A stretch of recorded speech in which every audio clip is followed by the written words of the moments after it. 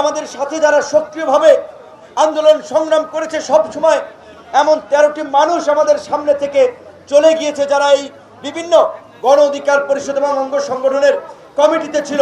কিন্তু সারা বাংলাদেশে প্রায় 2000 মানুষ তাদের প্রাণদান করেছে, প্রায় 32,000 মানুষ আহত হয়েছে। তারা কেউ এমপি মন্ত্রী উপদেষ্টা হওয়ার স্বপ্ন দেখে নাই। তারা চেয়েছে এই আওয়ামী জুলুমতন্ত্রের অবসান ঘটে জনগণের একটা জবাবদিহিতামূলক সরকার এবং রাষ্ট্র ব্যবস্থা প্রতিষ্ঠিত হোক, যেখানে নাগরিকরা ভয়হীনভাবে সাহসের সাথে কথা বলবে, তাদের নাগরিক অধিকার এবং মর্যাদা থাকবে, তাদেরকে থানায় গেলে লাঞ্ছিত হতে হবে না, ইউএনও অফিসে গেলে লাঞ্ছিত হবে না, কাউন্সিলর অফিসে গেলে লাঞ্ছিত হবে না। এই দেশের নাগরিক হিসেবে তাদের কথা বলার অধিকারটুকু থাকবে, নাগরিক মর্যাদাটুকু থাকবে। তাদের ছেলে সন্তানেরা যেন উচ্চ শিক্ষার সুযোগ পায়, সে ধরনের একটি শিক্ষা ব্যবস্থা থাকবে। তারা অসুস্থ হলে তারা যেন সুচিকিৎসা পায়, তাদের সেই ধরনের একটা চিকিৎসা ব্যবস্থা থাকবে। আমরা দেখতে পাই, অনেক দিন ধরেই দেখছি ঢাকা মেডিকেলে, এই ঢাকার শহর থেকে শুরু করে সারা বাংলাদেশ থেকে দুর্ঘটনায় মারাত্মকভাবে আহত রোগী সব ছুটে আসে ঢাকা মেডিকেলে। কেন অন্য আর মেডিকেলগুলো এই ঢাকা মেডিকেলের মতো চিকিৎসা দিতে পারছে না? আজকে বরিশাল বিভাগীয় পর্যায়ে একটা মেডিকেল কলেজ আছে, রংপুরে একটা মেডিকেল কলেজ আছে, খুলনাতে একটা মেডিকেল কলেজ আছে, রাজশাহীতে একটা মেডিকেল কলেজ আছে।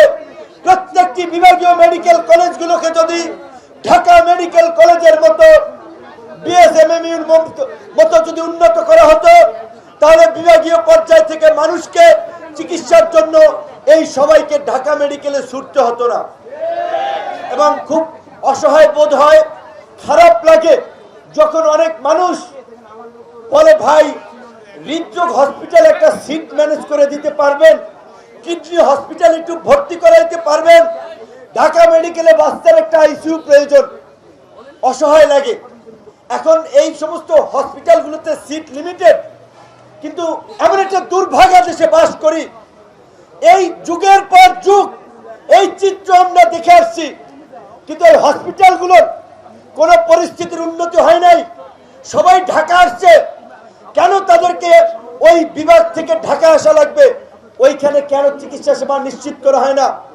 প্রত্যেকটি বিভাগীয় পর্যায়ে, 10টা বিভাগীয় পর্যায়ে যদি আমরা 1000 কোটি টাকা করে একটা হসপিটালে ব্যয় করি, 10,000 কোটি টাকা খরচ হবে। 10,000 কোটি টাকায় পুরো 18 কোটি জনগণ চিকিৎসা পাবে। আর সালার ওই এক সালমানের রহমান দরবেশ বাবা খ্যাত জেলে এখন আছে, ওই এক দরবেশি পাচার করে দিচ্ছে প্রায় 36,000 কোটি টাকা। তাহলে দেখেন এই দেশের ভণ্ডামির বন্দোবস্তটা দেখেন। একজন সালমানের রহমান, আওয়ামী লীগের এরকম অনেকে ছিল, আরেকজন ছিল পিকে হালদার, ভারত চলে গেছে, একাই 10,000 কোটি টাকা, 15,000 কোটি টাকা, 20,000 কোটি টাকা এইভাবে লুটপাট করছে। আর গোটা দেশের মানুষ একটা ভালো চিকিৎসা পাবে যদি 10,000 কোটি টাকা সরকার বরাদ্দ দেয়। কিন্তু এইটা সঠিকভাবে এই ব্যবস্থাপনাটা করার আমরা কোন সরকারের পক্ষ থেকে আমরা দেখি না। আজকে এই দেশের এই পরিবেশ দূষণ, শব্দ দূষণ, বায়ু দূষণ, এই যে যারা ঝালাইয়ের কাজ করে, রিক্সা চালায়, গাড়ি চালায়, এই সমস্ত মানুষগুলো সড়কে থাকার ফলে ধুলোবালি ভিতরে গিয়ে এবং এই নষ্ট পরিবেশ, এই দূষণ পরিবেশে কাজ করে এই 20-25 বছর পরে শ্বাসযন্ত্রের জটিলতা, কিডনির সমস্যা, মাজা কোমরের সমস্যা, নানান ধরনের সমস্যায় ভোগে। যৌবন থাকতে এই মানুষগুলো গাধার মতো কাজ করে, পরিশ্রম করে, এই রাষ্ট্রের অর্থনীতির চাকাকে সচল রাখে, এই দেশকে বিশ্বের বুকে পরিচিত করে, কিন্তু শেষ বয়সের দিকে কিংবা অনেকে মধ্যম বয়সে বিনা চিকিৎসায় মারা যায়। তাই আমরা বলেছি, গণ অধিকার পরিষদ 2021 সালে প্রতিষ্ঠা লগ্ন থেকে রাষ্ট্রীয়ভাবে সকল মানুষের জন্য চিকিৎসা সেবা নিশ্চিত করতে হবে, অর্থাৎ সার্বজনীন স্বাস্থ্য সেবা। এই দেশের জনগণ ভ্যাট দেয়, ট্যাক্স দেয়। একটা রমচা খান রাস্তার ফুটপাতের দোকান থেকে ওইখান থেকে সরকার প্রায় 80 পয়সা থেকে 1 টাকার মতো ভ্যাট ট্যাক্স। তাহলে আমরা প্রতিনিয়ত ভ্যাট ট্যাক্স দিচ্ছি। এই আমার ভ্যাট ট্যাক্সের পয়সাই যেন আমার দেশের জনগণ চিকিৎসা সেবা পায়, তার সন্তানেরা যেন মানসম্মত শিক্ষা পায়, সেই ব্যবস্থা করতে হবে। এইখানে যারা আছেন, আমার ধারণা এইখানের অন্তত 70% হবেন যাদের ফ্যামিলি ছেলে মেয়ে গ্রামে বাস করে। গ্রামের হাই স্কুলে দেখবেন আপনার ছেলে সায়েন্স পড়ে, পরীক্ষা করার যন্ত্রপাতি নাই, সায়েন্সের টিচার নাই, তাহলে সে কিভাবে ভালো একটা পড়াশোনার মধ্যে দিয়ে একটা উচ্চশিক্ষা লাভ করবে? এইদিকে নজর নাই। শহর এমপি মন্ত্রীর ছেলেরা সবাই তো ইংলিশ মিডিয়ামে পড়ে, দেশের বাইরে পড়ে। কথা বললে অনেকেই মাইন্ড করবেন। সব রাজনীতিবিদ নেতারা দেশের বাইরে চিকিৎসা নেন। কোথায়? Singapore, Canada, Malaysia. বেশিরভাগ জনগণের রক্ত চুষে লুটপাট করে কারি টাকা বানিয়েছে, আর এখন বাইরে চিকিৎসা নেয়। আর এই দেশের জনগণ বিনা চিকিৎসায় ধুকে ধুকে দেশে মরে। কথা বললে অনেক কিছু বলতে হয়, অনেকের হাতে ঘা লাগে, তাই অনেক কিছু আবার বলিও না। আর কত বলবো? এই জুলাইয়ের পরে এই যাত্রাবাড়িতে কোন দলের নেতৃত্বে আন্দোলন সংগ্রাম হয়েছে? সাধারণ জনগণ স্বতঃস্ফূর্ত ভাবে আওয়ামী দুর্বৃত্তদেরকে হটিয়েছে। অথচ আজকে কাঁচা বাজার, মাছ বাজার, সবজি বাজার, টেম্পো স্ট্যান্ড, বাস স্ট্যান্ড যান, সব এই রাজনৈতিক দুর্বৃত্তদের দখলে। এখান থেকে চাঁদা তুলছে, মাসোয়ারা তুলছে, কমিশন তুলছে।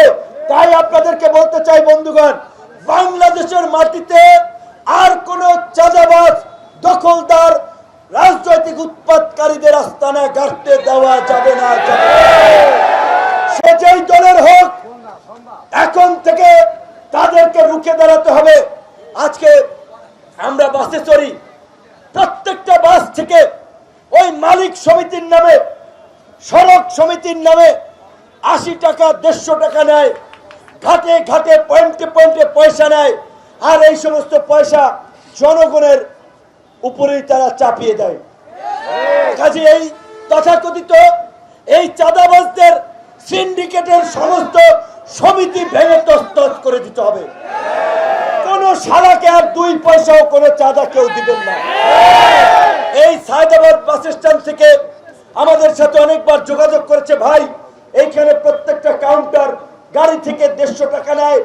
এই পরিবহন থেকে এখনো প্রতিদিন কয়েকজন ব্যক্তি লক্ষ লক্ষ টাকা চাঁদা তুলে নিচ্ছে। আপনারা কিছু করেন, আমরা আপনাদের সাথে আছি। এখন কয় দিকে দৌড়াবো? কোন এইখানে চাঁদাবাজি, ওইখানে মানুষ চিকিৎসা পায় না, ওইখানে লুটপাট চলে। সব দায়িত্ব তো আমাদের না।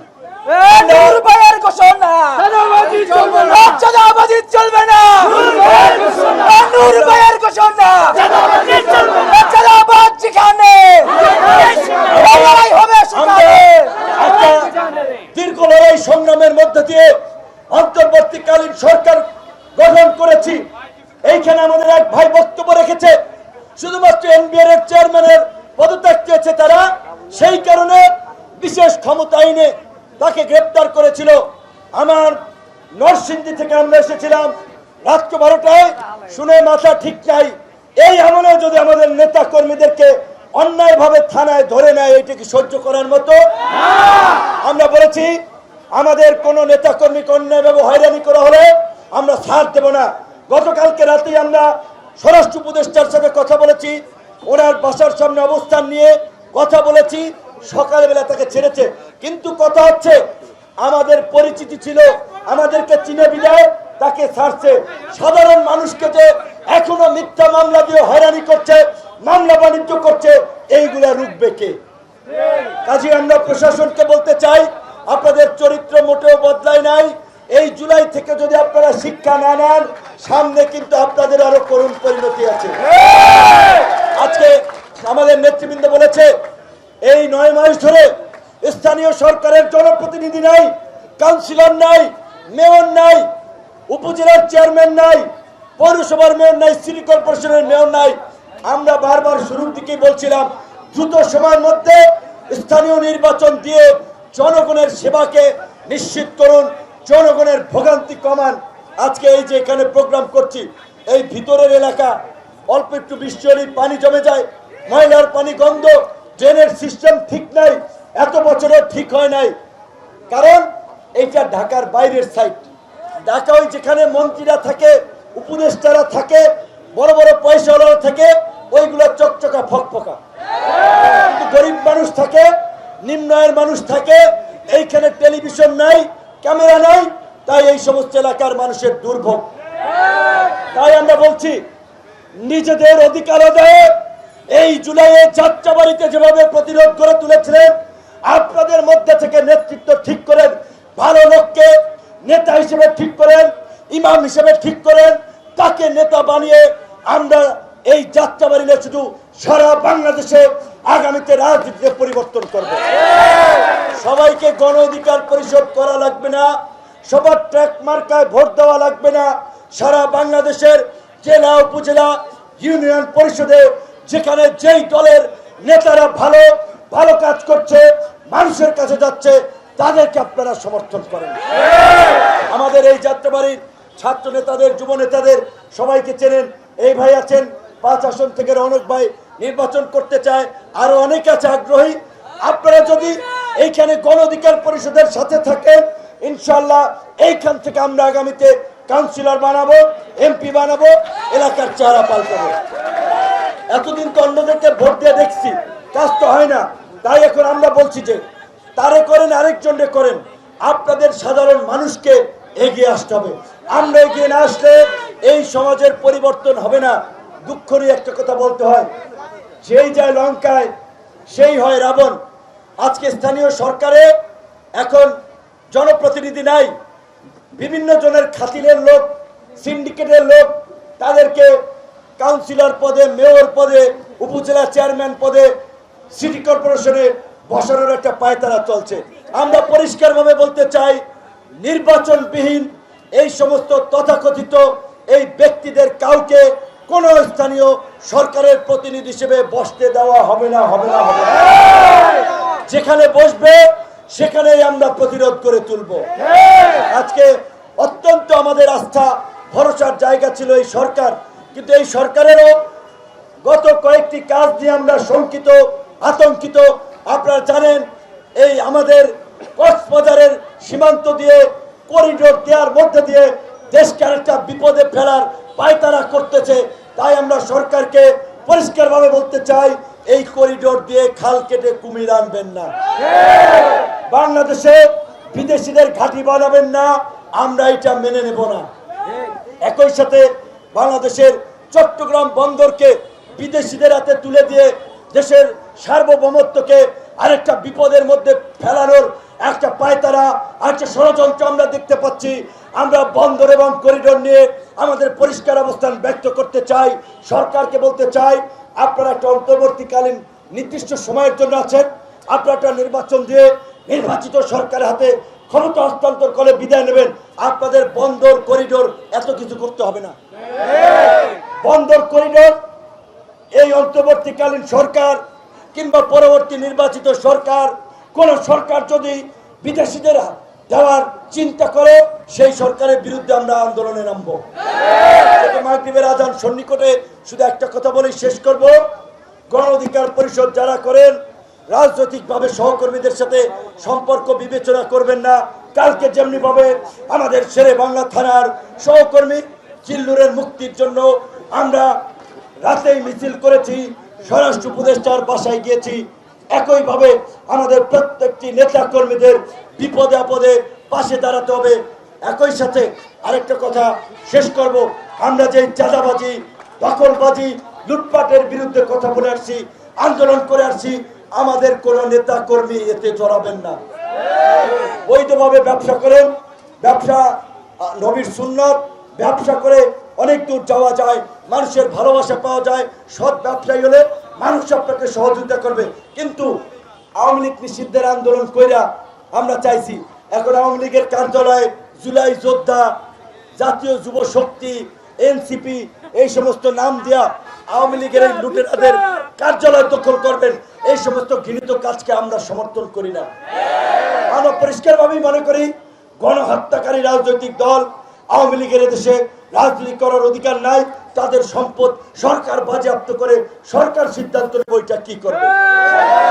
ওইটা কোনো ব্যক্তিগতভাবে কেউ দখল করতে গিয়ে এই ধরনের দখলবাজিকে নতুন করে উৎসাহিত করবেন না।